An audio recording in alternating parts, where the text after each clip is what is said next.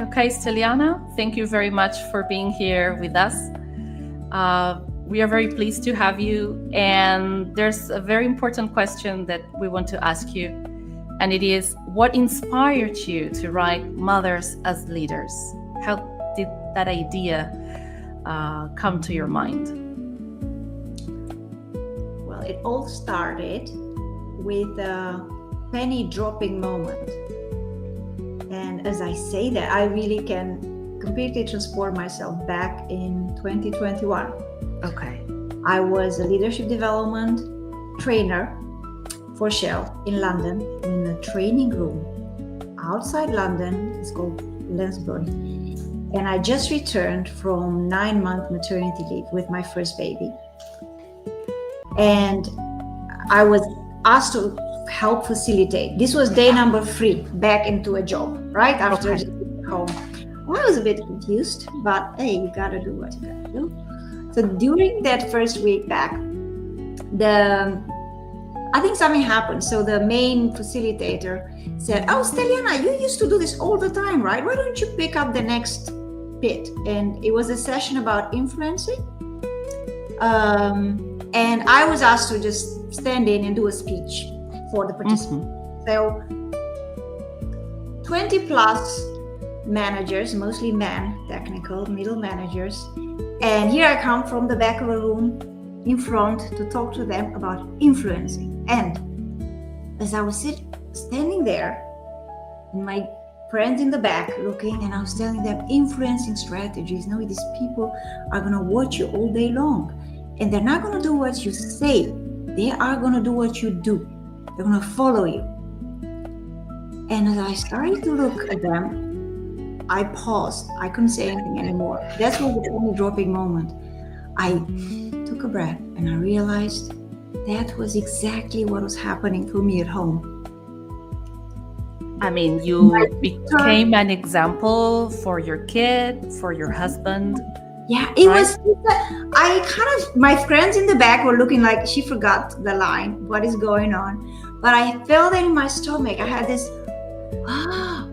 and I realized that I've been struggling the last 9 months trying to convince my daughter to drink milk and diets. You have a 9 months baby, you know, all the stuff you have to go through. Yes. And were you breastfeeding at the time? In the beginning, my daughter didn't like milk.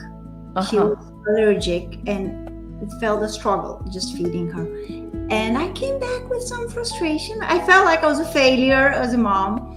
But in that moment, when I was telling them the advice for leaders, I thought, that's it. That's what I need to do at home. If I'm relaxed, my daughter is relaxed. And the epiphany that came was motherhood is not just a caregiver role. It's not about changing diapers. It's not about feeding them, giving them food, making them eat vitamins. It's a leadership role. Managers have to consider how they show up, how calm they are, their voice. That's how our kids watch us. And you realized that you were a true leader, just as you were there facing those 20 plus man managers. No, not really, no. Oh. I did realize that motherhood is leadership. I didn't go that far. That's how it started, because I felt like I found this, Africa, wow. Yeah. I finished my speech, I went back at my desk, and I was supposed to watch this course, observe it. And I took this paper, I still remember, and I split it in 2. And one was leadership attributes, and the other one was parenting. And as I was paying attention to the course, what we're doing, every time I was trying to find examples in the motherhood role. And I was this little kid with a new toy, very excited because I could see there's just so many examples of patience, of vision, of direction. So that was the moment. It was 2012, a long time ago, but something clicked.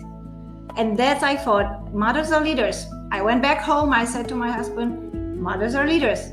I'm going to start writing about it. So, and what did he say? He laughed. And then you started writing your blog, right? That's how your blog started. And eventually it became a global platform. Yeah, so I did 2 things. I started to blog first. I didn't have a blog. This was 2013. But I thought maybe some people want to hear about it. So I sent my first blog post to a famous blogger in America. Back then I was in London. And it got overnight success. The next day I had, this is my first blog ever, 30 people commented. This was a good old time with blogs, of course, were people paying attention. But it was so much reactions pouring down. And I felt, that's it. I got to do more about this. I felt there is an audience out there that feels that this message is important. And I decided to research.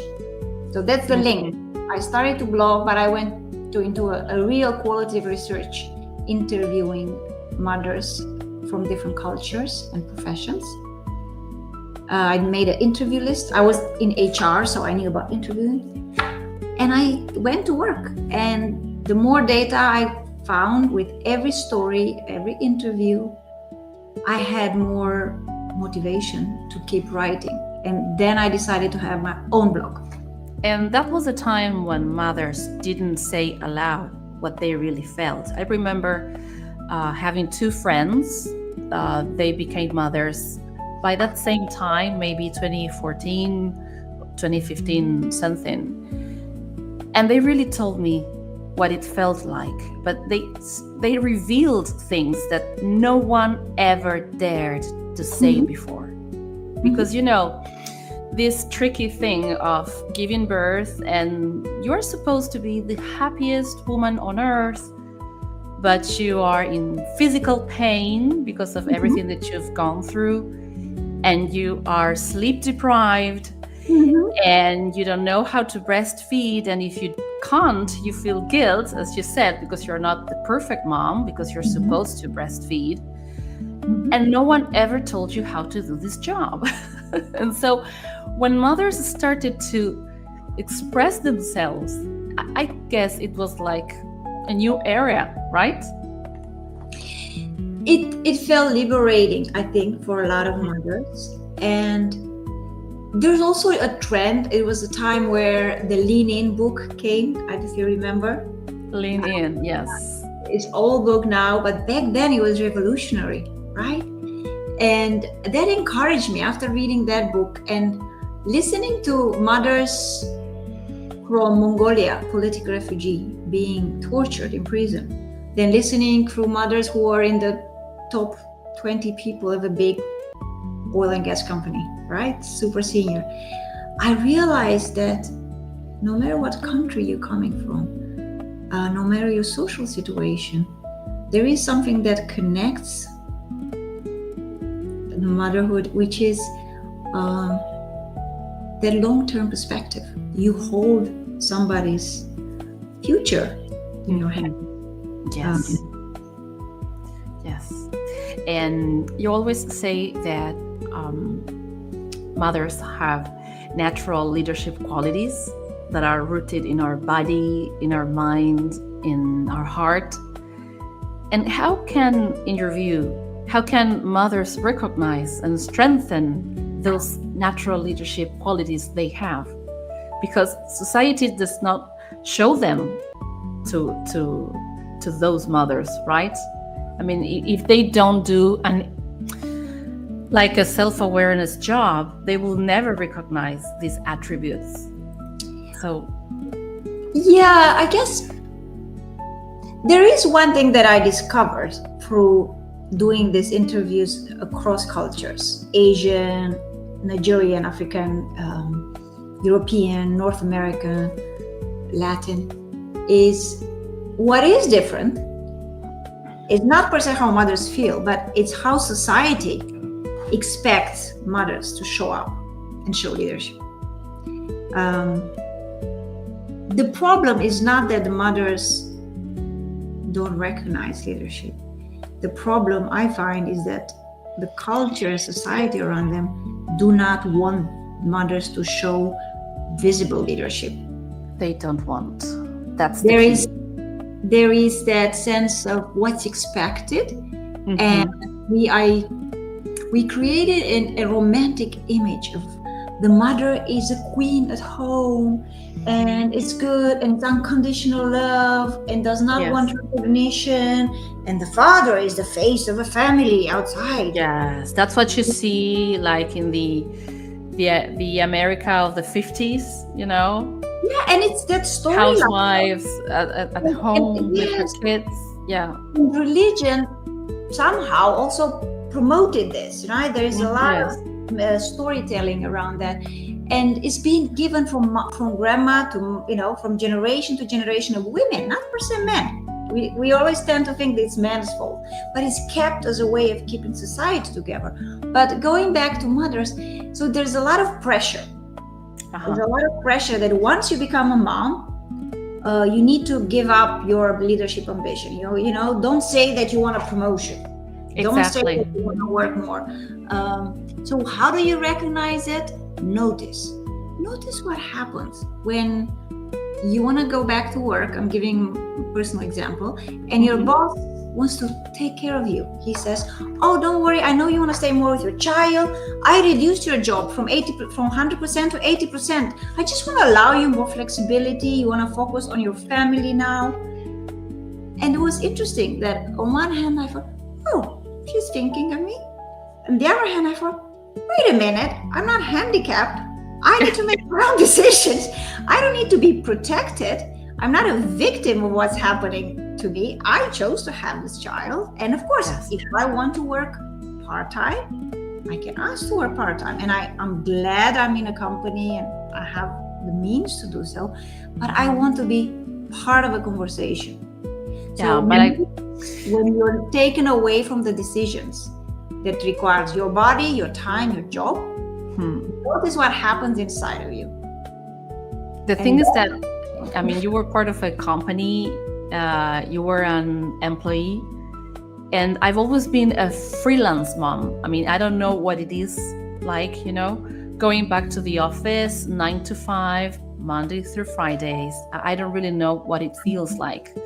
So in a sense, I feel blessed with my freelance job because that's actually what I do, and it allows me to stay at home and raise my kids and continue developing my career. But if I had to go to an office 9 to 5, oh my God, I don't know if I could make it. So it's really hard. That's true. And I'm curious, what changed? I'm going to ask questions now. Sorry. Yes. What changed? Let's flip the coin. Wow, flip the coin. What changed in the way you approach your work after you had kids? Although the office is not there. Yeah, let me tell you, I became more productive with less time available. Because, for example, someone said to me, "Hi, Romina, we have this breast cancer conference and you need to study the protocol and these are the slides. Okay, you're going to do English into Portuguese, simultaneous interpretation. Okay, wonderful." So I had the PowerPoint presentations, I had the protocol, I had the investigation drug, you know, and I had to prepare the glossary, and oh my God. And before having my first son, I spent days and days reading, doing research and saying, hey, trying to find other conferences of the same speakers or the same laboratories. No, now I don't have that time. So with the material that the client gave me, I'm gonna make the most out of it. And it really was a game changer because now I realized that I could do better with less time, working under pressure. But, you know, I could optimize the time that I have to do my job. Because now I have more responsibilities at home and I need to divide my schedule into more people because now we are a family of 4. And of course, I still have to care about the house, any errands, you know, that in the end, that finally depends on us. Although we share everything, you know, I should admit, I always say that I couldn't make it without my husband because we really do everything together. And well, this takes me to another part of your job. Because now you wrote a book where you took a step further And it's not about mothers as leaders, but you empower working parents, not just mothers. And you think about families as teams. And this is wonderful because I don't know anybody else talking about this or writing about this.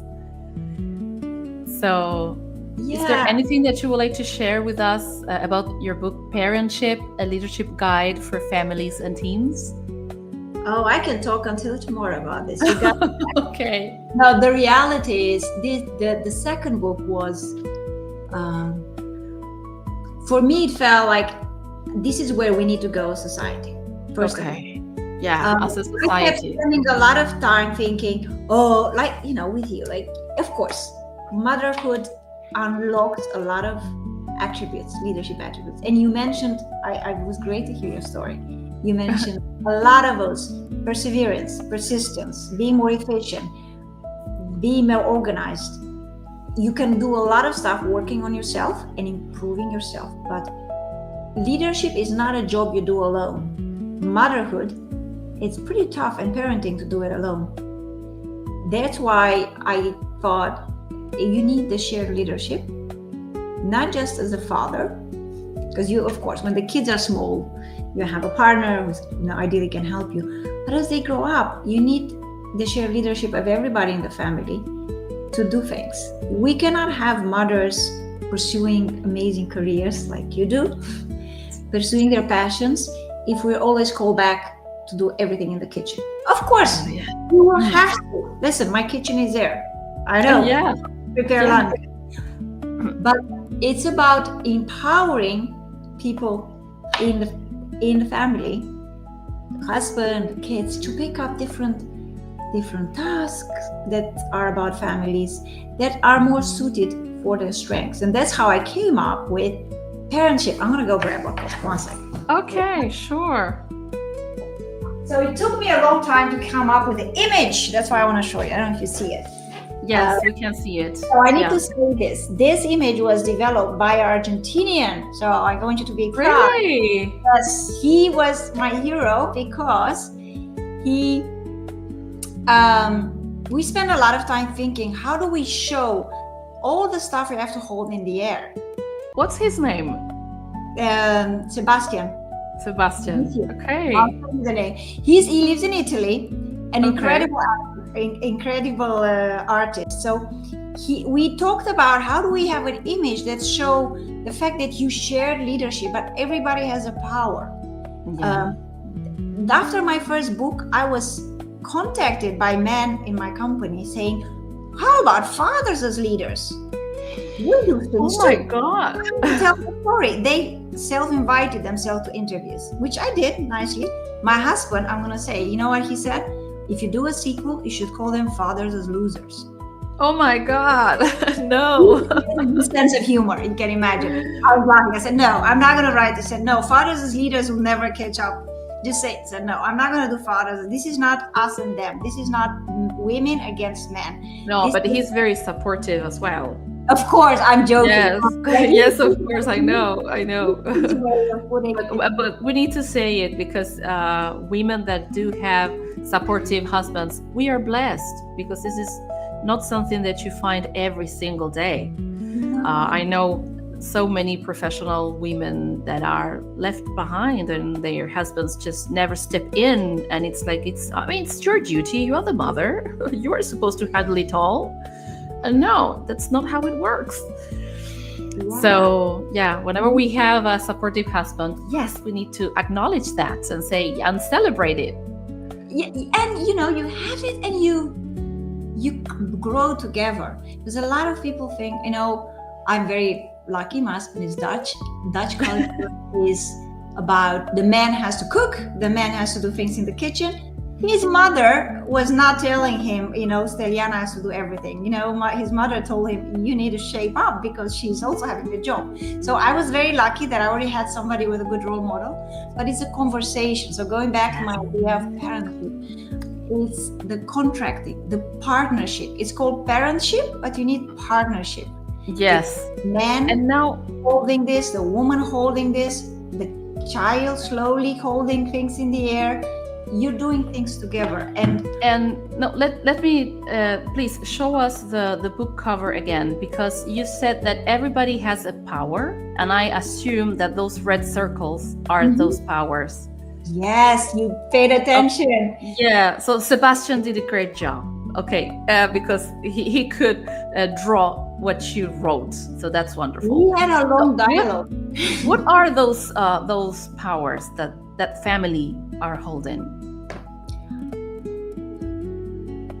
What do you mean? You mean the power of influence, the power of. Okay. I think the world throws a lot of challenges at us. As a family, we don't live in isolation. We can have a happy family, but if we close the door and outside in the streets there is war, if outside in the street there are drugs, if outside in the street we don't take care of nature and there is hurricanes, all of those things impact our family. And when I say about shared leadership as a family, you need the insights and the qualities of all generations. The kids are amazing. My son is 10, and he just thinks in a way so simple and so beautiful. He teaches you a lot. Yes, and they ask very simple questions. Why is this happening? They challenge our own beliefs, and we need that challenge to be successful in the future. So you need to listen to them. That's a power, the power to explore and not have baggage. A lot of times, I mean, I'm not generalizing, but the society talks about, it's a lot about protecting. The men feel a strong need of protecting, being providers, warriors. That's been in them all their life. And I have a strong because in their DNA. If something that happens to the family, they feel shame. So there's a strong fear of, we need to protect and defend the family. And the mom, a lot of times, is keeping the whole family together. And it's the sense of intuition. And the women, when we're at our best, and that's why I go about mothers as leaders, when we're happy and we get good husbands and we take care of ourselves, we have a superpower. And I call it feminine leadership. Feminine leadership. It's intuition. It's being able to have a sixth sense about things. When we give birth, we think, oh, we have a baby and we get to wake up at night, all this biological stuff, we can complain. But it comes with a superpower. The superpower is being very connected to what's happening. That's the reason why usually moms wake up at night and men less, because we know all our senses we have to protect. What message would you like to share with mothers who are stepping into leadership for their first time, whether at home or through entrepreneurship or at work? A piece of advice, something that might help them. I would say notice what happens to you, what reactions you have in your body to the decisions you make. That's very interesting, because we tend to forget the signals our body shouts at us, right? Because I do have a book that says that depending on your health conditions, your body might be whispering, maybe talking to you, or maybe shouting out loud. And you need to pay attention to it. The idea is for every symptom to remain a whisper, but sometimes we just can't hear those signals, or we don't want to, or we don't have the time. The problem I'm having, and we're mostly having, and what I mostly work with middle managers, especially both men and women, is inner critic. I'm not good enough. I'm not good enough. I have to prove myself. A very senior woman who super senior. I feel smart. you. She said, I'm a good woman. They took a chance on me. And I said, you're doing them a favor. She looked at me. She's like, seriously, you're smart. You're good. They should be thankful to you. But she just could not concept that. So trust in yourself that they're not giving you a favor. If they promoted you, you have what it takes. Yeah, that's for a reason, and you need to believe in that. and notice what's happening. If things are not okay with the decisions that you want to take and you feel anger, blameless discernment. What does this anger tell me? I'm not happy with this. Yes. Don't judge yourself. Oh, I am moody. We tend to criticize ourselves. No, we need to make a change. I have I call it my Romanian voice, and I need to teach people. Oh, my friend is Puerto Rican. She's like, I'm Puerto Rican. I said, love it. The Puerto Rican side of you, I love it. Notice, and blameless discernment.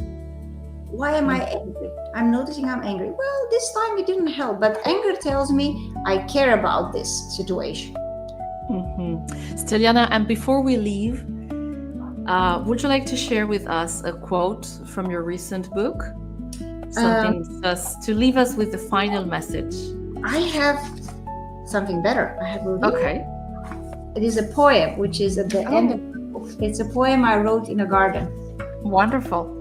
To all the parents who wake up every morning and ask themselves, am I doing a good job as a parent? Where can I find the patience for it? This poem is for you. The light. Step by step, we go in life through a world that has no light other than the one we hold in our heart and in our soul. Blessed are those who know the truth and let go of hope and gloom. They have found the light inside with some patience and some light. Wonderful. Thank you very much, Steliana. One last thing, this is my end. Wisdom doesn't have an age bracket, and it certainly isn't the privilege of adults alone. This is for the children. For children, exactly, yes. They are very wise, and we are blessed by having them. So thank you for sharing your insights and for your time. We really appreciate this. I enjoyed talking to you. Thank you so much, Romina. Bye-bye. Bye.